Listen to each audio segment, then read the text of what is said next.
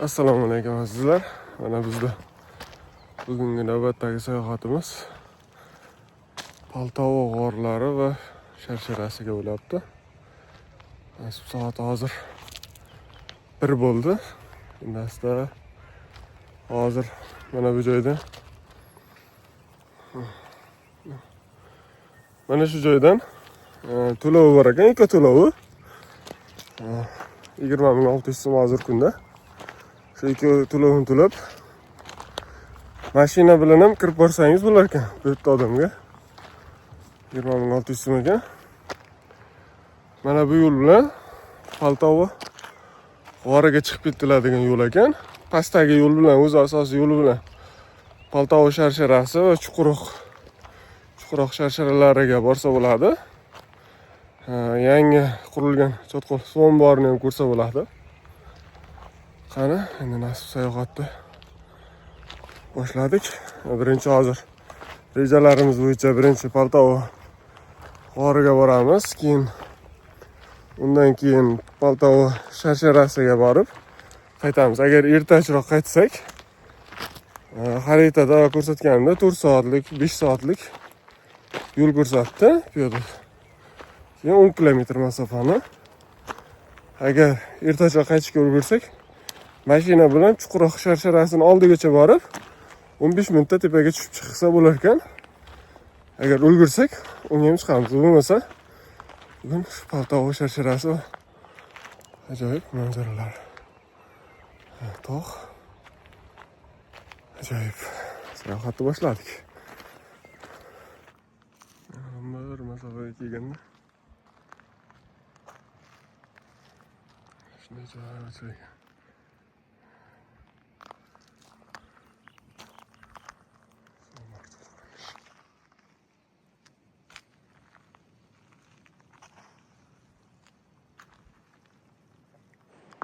Mana shu yo'l bilan chiqmay kelaversa, mana shu oraliqqa g'orga kirib ketadi shekilli. Xaritada o'sha ko'rsatilyapti. Lekin yo'lda bironta belgi yo'q ekan. G'or degan. Pastga tushib ketgan yo'l ham bor ekan. Bu Sharsharasiga olib boradigan yo'l shekilli. Mana shu tomonga bor ko'rayotgancha. Shu tomondan ekan. Arxeologik inshootga keldik. Beton qo'yishgan. Aylanib narigi tomondan pastga tushsa bo'ladi. Bo'ldi, qani hozir tushishga harakat qilib turamiz. Juda go'zal bo'lyapti. Endi xaritadan ko'rishim bo'yicha mana bu tomon bilan tepaga Paltovo g'origa chiqib ketilar ekan. Qani? Biz turamiz.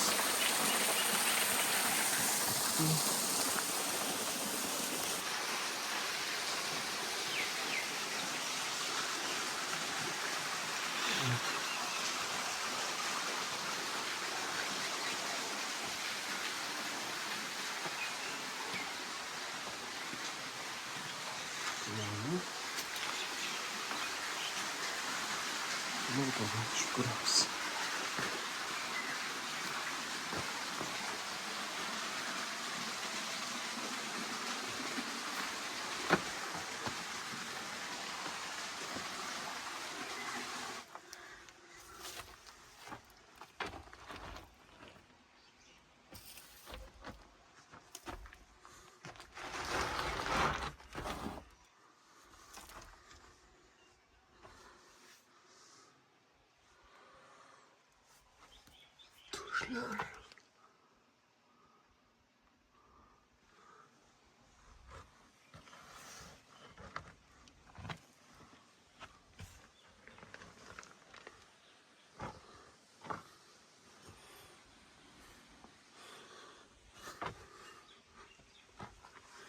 Bu joyda yaqinda Islom sivilizatsiyasi markaziga borganimda mana shu joydan topilgan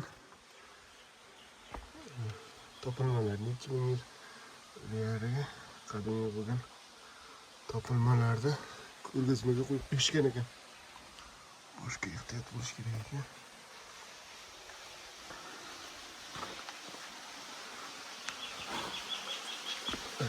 Pastga tushib keldik.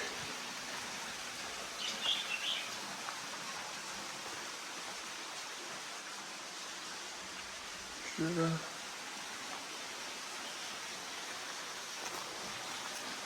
Ana şu joylardan topilgan şekilde. Mana bunday arxeologik. Suv yuvib, ko'mib ketmasligi uchun beton qilib qo'yishgan ekan.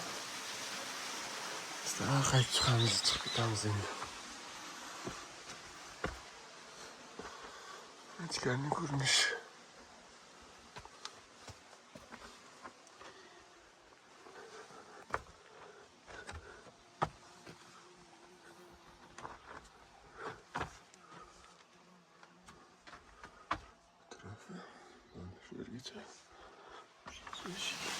Buna bu yerdan qazilma ishlari olib borganda o'zining arxeologik belgilar ekan, nima-nimalarni topilgan bo'lsa kerak.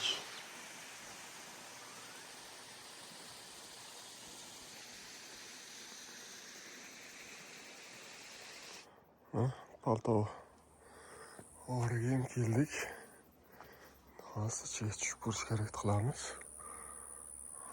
Shunday joyda joylashgan. Toshlanmaga bu tarafda Ibrohimov arxeologik majmuasi soy bo'ylab borganda Paltov sharsharasi o'sha Paltov cho'qqisi bo'lishi kerak. Mana bu qashqa katta chimyon. Shunaqa. Ana endi ichkari kirib boramiz.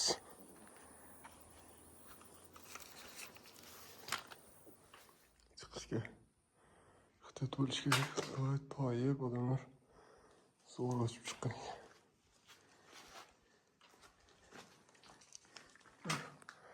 Bu g'orni boshlanishi. Bu g'orni bo'lmalari ham bor.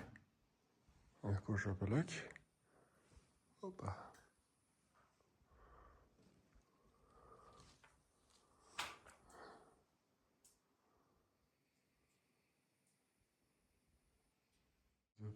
Keyin bo'lmasiga kira olmasak kerak.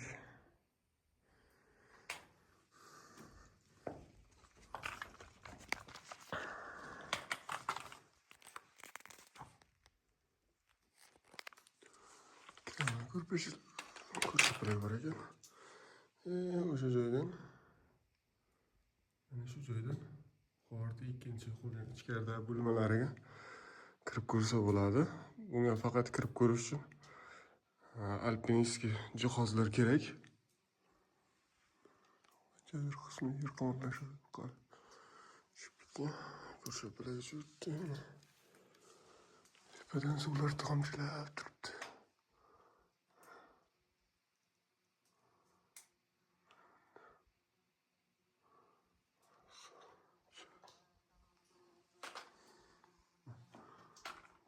O'zini hosil qilgan. Shakl hosil qilib, tomchi. Biz temir g'origa borganimizda katta shunday sumalaklar paydo bo'lganini ko'rgandik. Ichkarisidagi videosini ko'rganimda katta sumalaklar shunday shaklda bor ekan. U bittasining hosil bo'lishiga ham ancha yillar ketar ekan.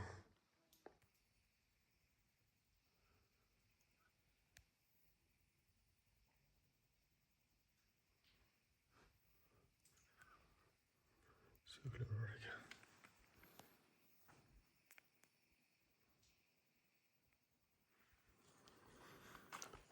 Paltov g'origa o'sha joydan ichkariga pastga tushib ketiladi. Endi asta qaytib Paltov sharsharasi tomon yo'l olamiz.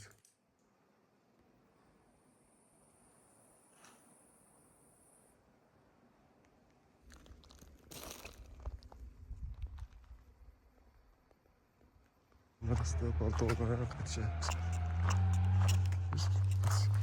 Pastga tushib ketamiz.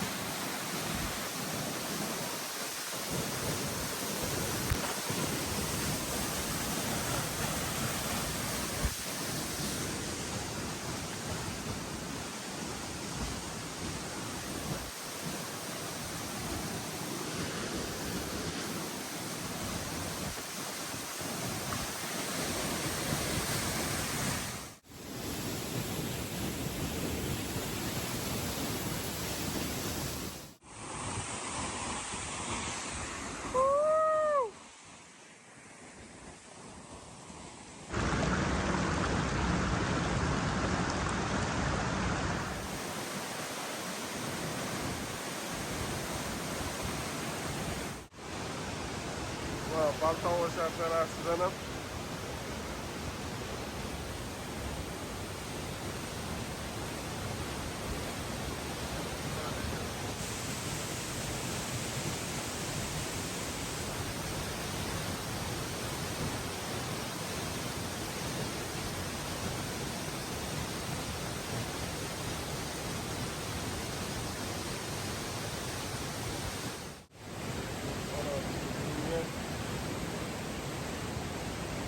Baltovo shaharchasiga bo'lganimiz bizni qo'yapti.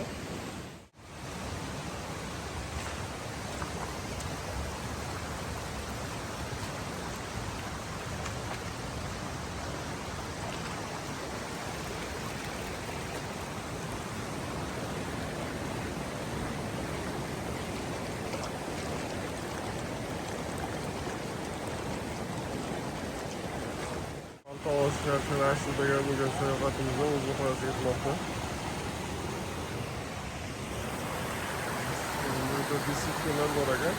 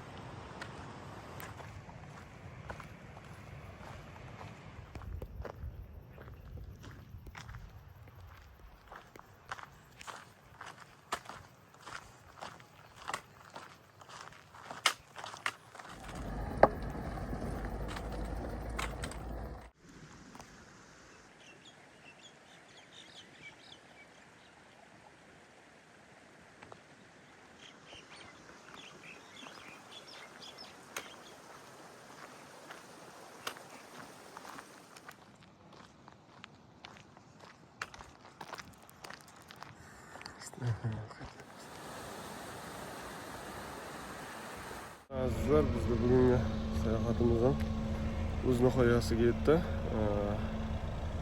Keyingi manzillarda ko'rishguncha